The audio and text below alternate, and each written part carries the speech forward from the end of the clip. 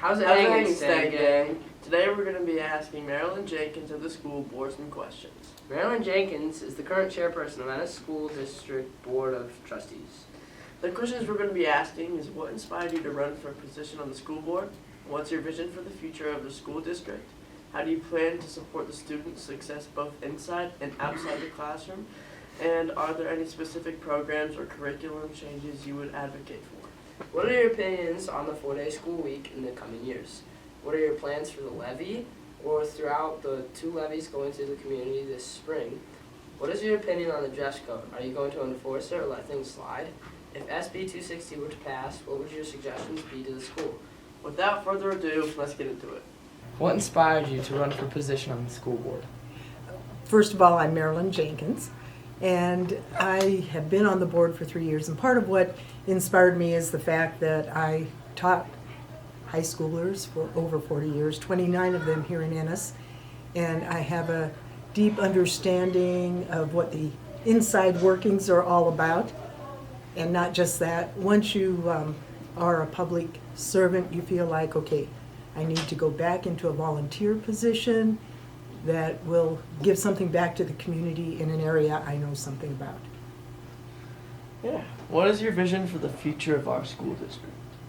Well, part of visions are always two-part. They're long-term and they're short-term. And so the long-term is a bit idealistic where the short-term is practical. And the idealistic part is we want to continue providing excellent education with as many course offerings as we have now, because that number of course offerings does what? It reaches every student. You have to have variety. And variety is getting bigger and bigger in most school districts every day. And of course, it's limited somewhat by a small community because you have so many students, so you can only have so many teachers. So the short term is to try to build on that, and we've got to be looking ahead at growth because the school is gaining in numbers.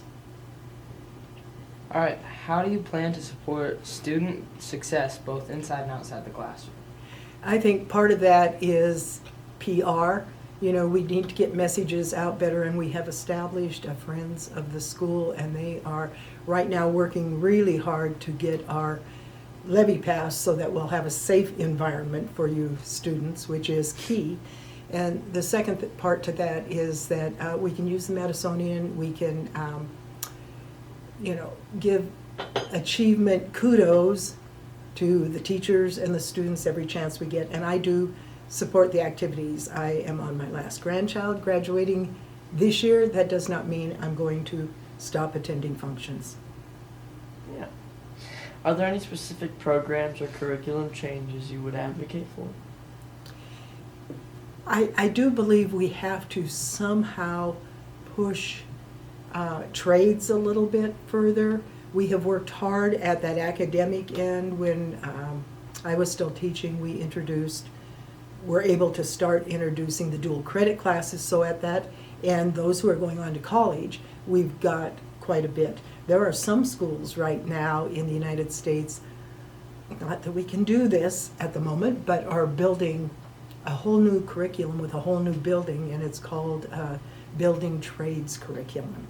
And it's coming because of AI primarily, wiping out a lot of white-collar jobs. So what it means at this point is some of those other jobs, if a student is ready for them right out of high school, are crucial. Would you say you're someone who listens to the students and keeps their opinions in mind? And can you give us an example of a situation that you would? Where I would listen to a student? Well, I think I could give you an easy example. I have been a proponent of the 4 days since it came up, and I know that the students are proponents of 4 days, but not just the students, their parents, once they understood what it was, I think they did not realize at first it would be as many hours. I think they did not realize at first that kids were going to come back fully regenerated, and I think on Monday, because they had that 3-day.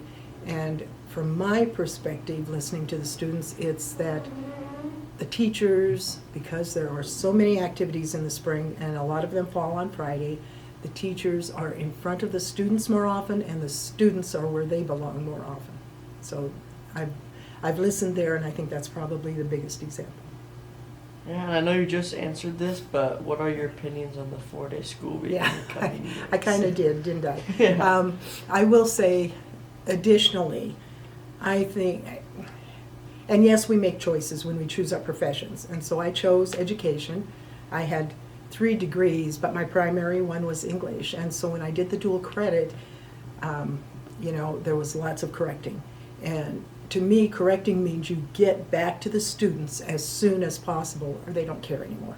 So I would be up at 4 in the morning and most of the weekend prepping and correcting because I had college composition and others. But I think that that's one of my proponents, because teachers, I don't think the public realizes how much extra teachers do. They think it's, oh, you're there 4 days or you're there 5 days. No. There's a lot more to it than that if you're going to be a good teacher. And most teachers go into the profession with that in mind, to be a good teacher. What are your plans for the levy, or thoughts on the 2 levies going into the community this spring? Well, we always have a general levy, so it's not any different. And so many of our funds come out of that. And as you kids are well aware, with the building reserve levy, that's entirely different from a general levy. It's, encompasses just building and grounds. My thoughts are, we have to go ahead and repair and maintain what has been ignored for so long. It's, to me, I compare it to an old house. You go as long as you can, and then boom, you have to do something about it, or you're going to lose. And here we would lose safety, and we have done that to a certain degree already. So my thoughts are, we have to have the money no matter what.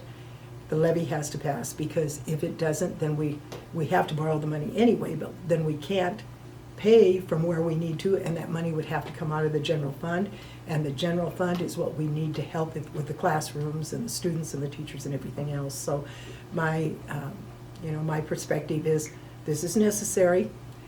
We take care of our elderly in this community, so a lot of our tax money goes to the hospital, to the nursing home.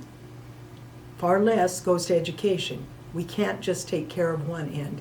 We have to take care of both ends, the youth and the elderly. Yeah.